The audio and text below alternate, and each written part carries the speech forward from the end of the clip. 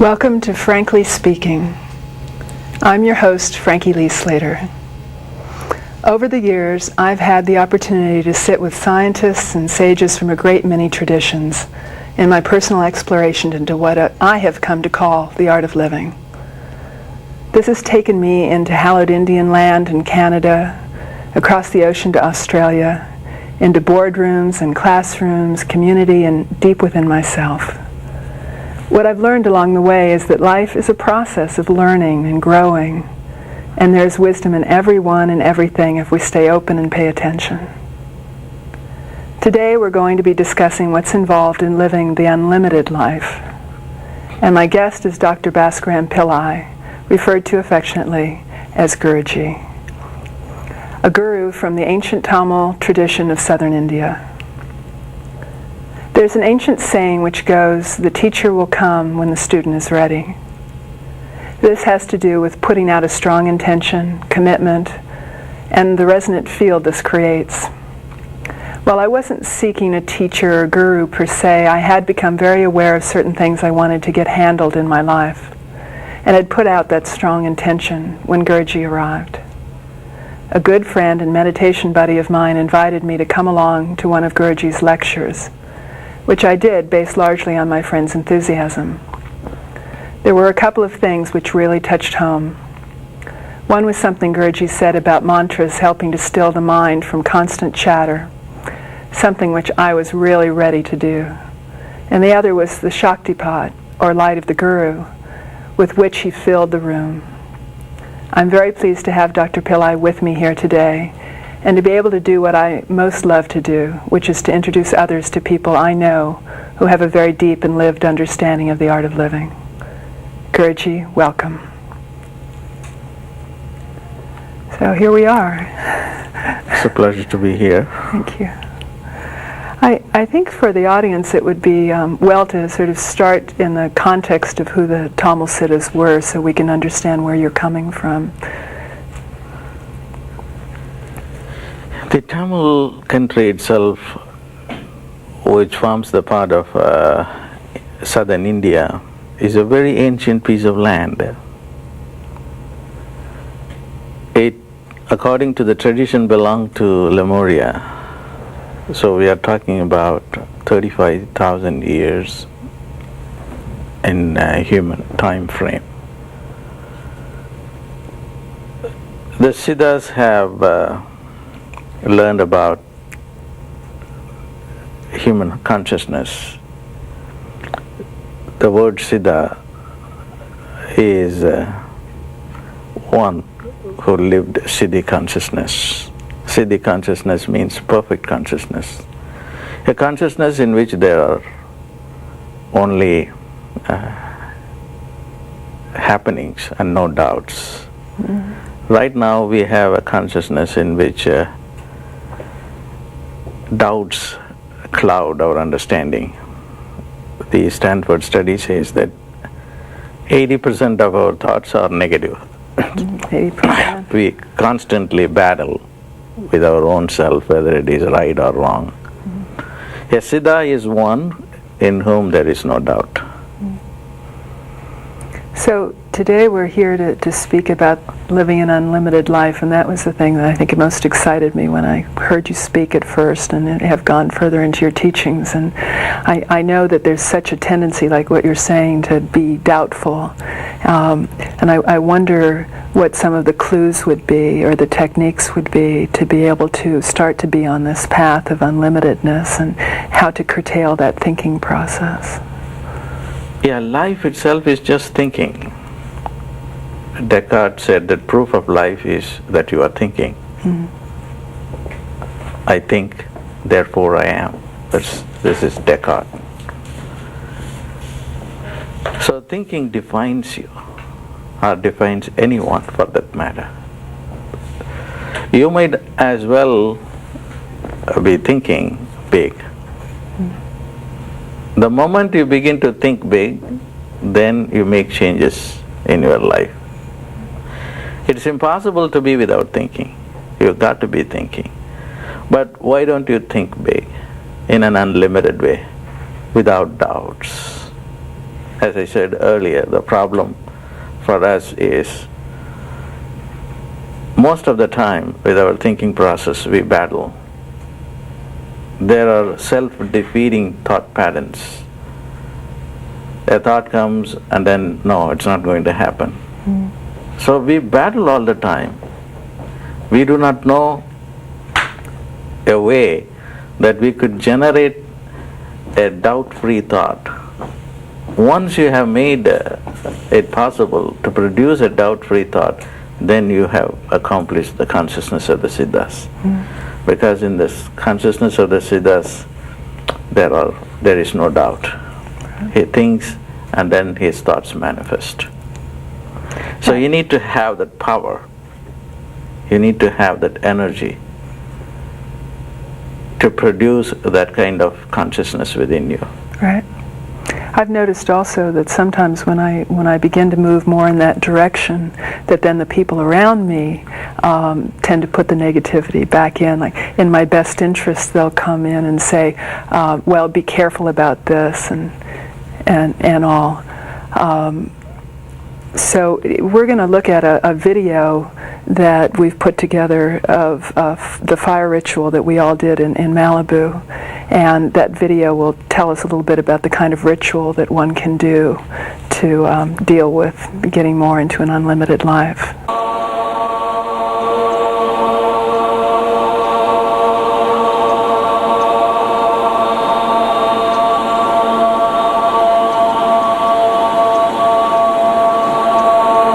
Now make a prayer to all the divine beings to change your karma, your thought, predisposed thoughts within your consciousness, and then recreate yourself with unlimitedness in all areas of your life. Allow the energy to flow through your system, both the body and mind and the soul together. As we chant Om, that's what's happening. Let's chant Om, and when we chant, we are dispelling, diffusing our karma, and then bringing in the divine energy to rebuild our life.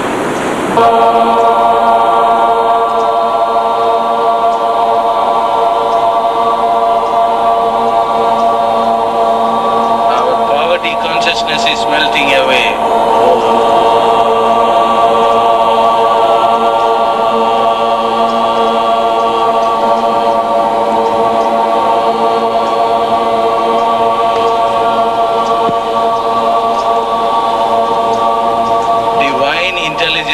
Coming within us.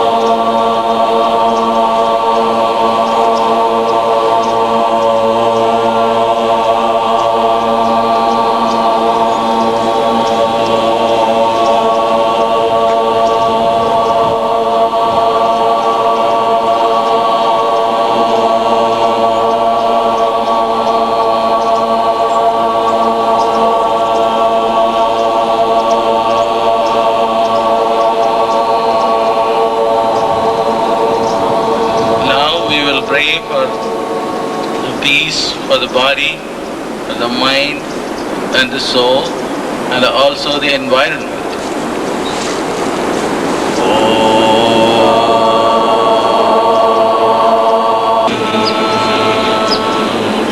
Peace to the body, peace to the mind, peace to the soul, peace to the universe, peace, peace, peace, peace everywhere, peace. Let's chant peace, peace, peace, peace, peace, peace.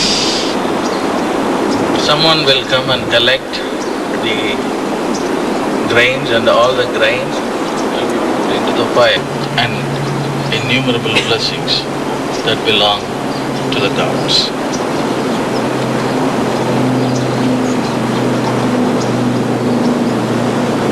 So the offerings into the fire, and that is the most appropriate thing to do.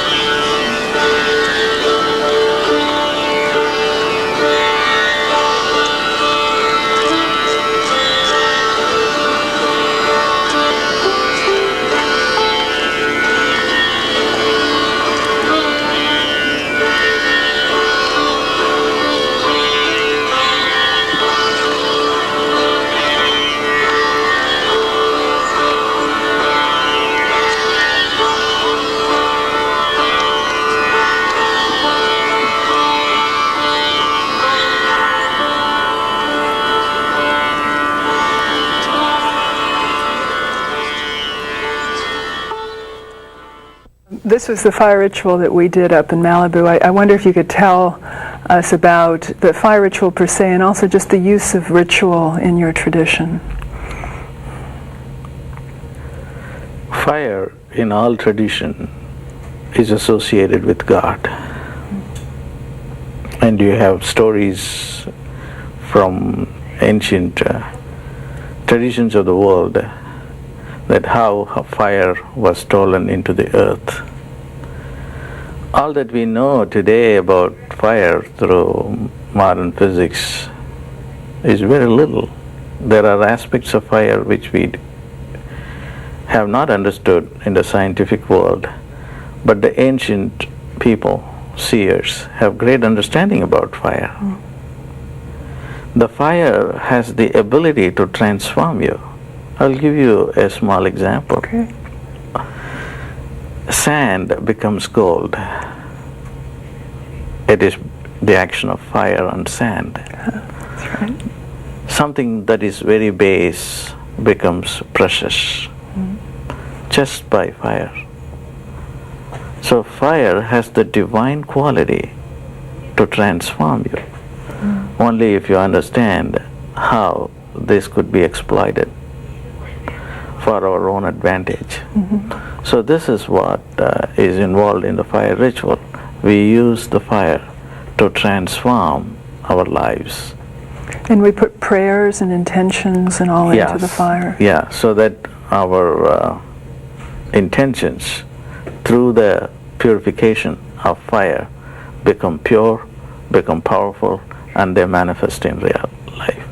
Because fire has the ability to manifest your desires. Fire is associated with light, and light is associated with the form. And form is manifestation. And that is the purpose of this ritual. This ritual is to help you manifest your desires. Now, coming from Western culture, I think people might discount that or think that's magic or how could that possibly be? And no, this is not magic. This is pure science. I just gave an example. Right. That sand becomes gold because of the action of fire. Mm-hmm. But we're so used to this sort of we have to do this, to do this, to do that, to make things happen kind of thinking. It's hard to believe that things can manifest. That is a wrong thinking. Mm-hmm. When science developed, metaphysics was buried deep down in the earth. That's the mistake that has happened. We do not look upon science and metaphysics as opposites.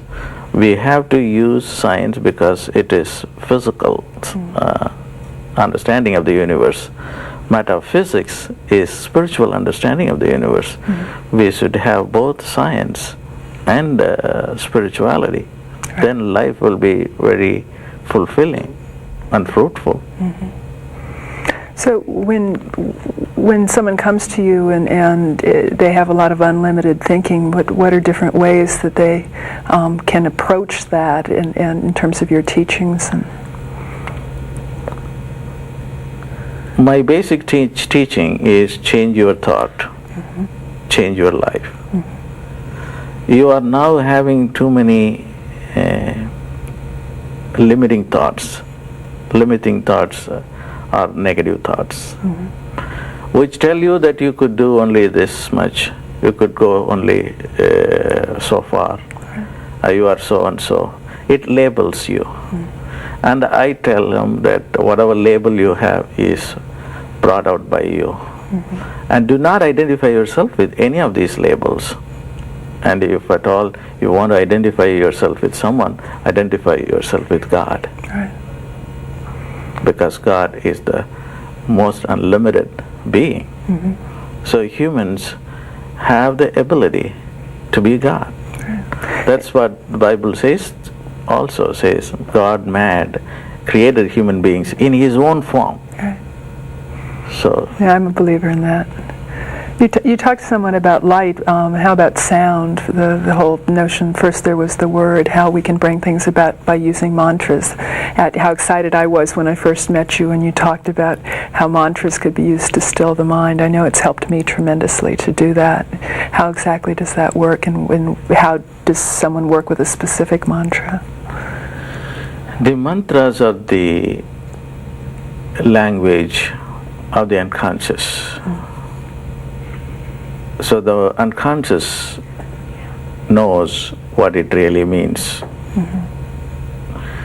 Within the unconscious, there is great amount of power.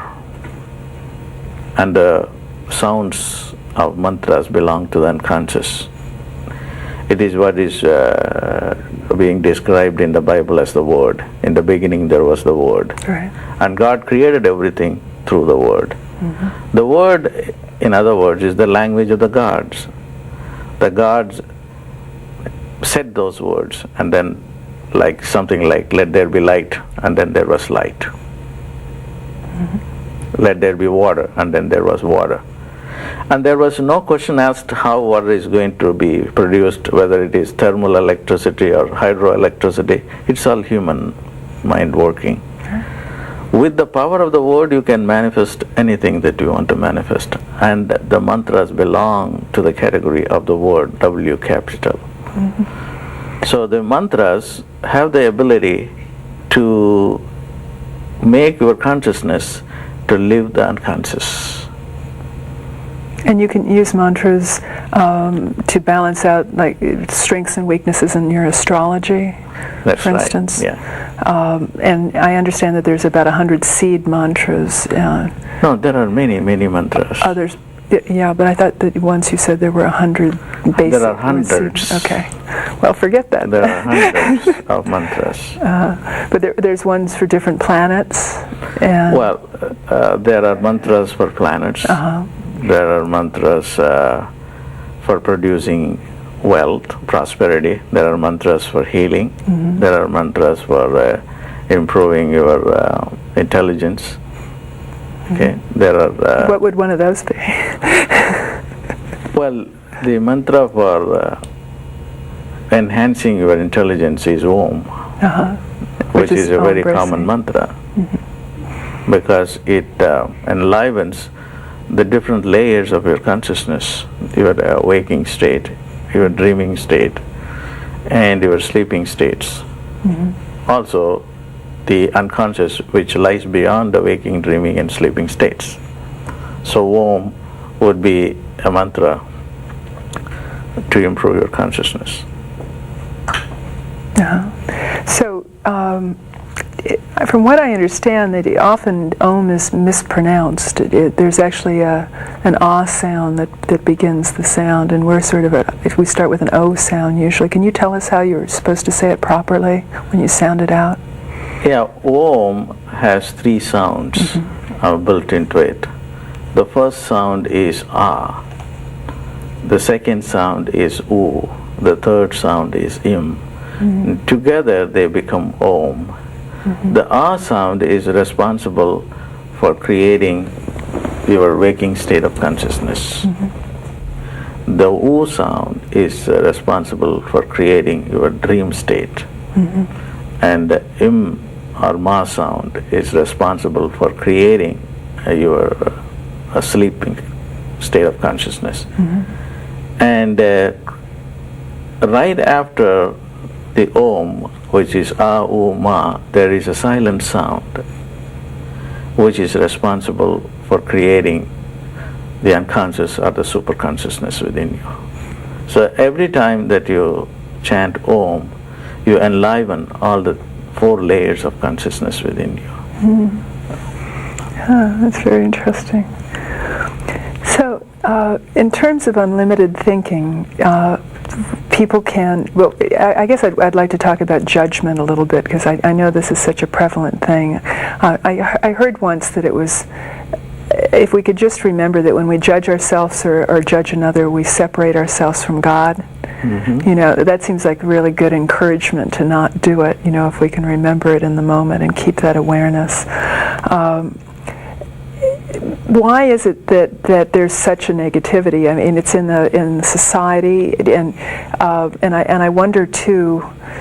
You've often said, be careful about the people you surround yourself with. Be careful about the environment that you're in. You know, and that's very tenuous. Could you talk about that some? There is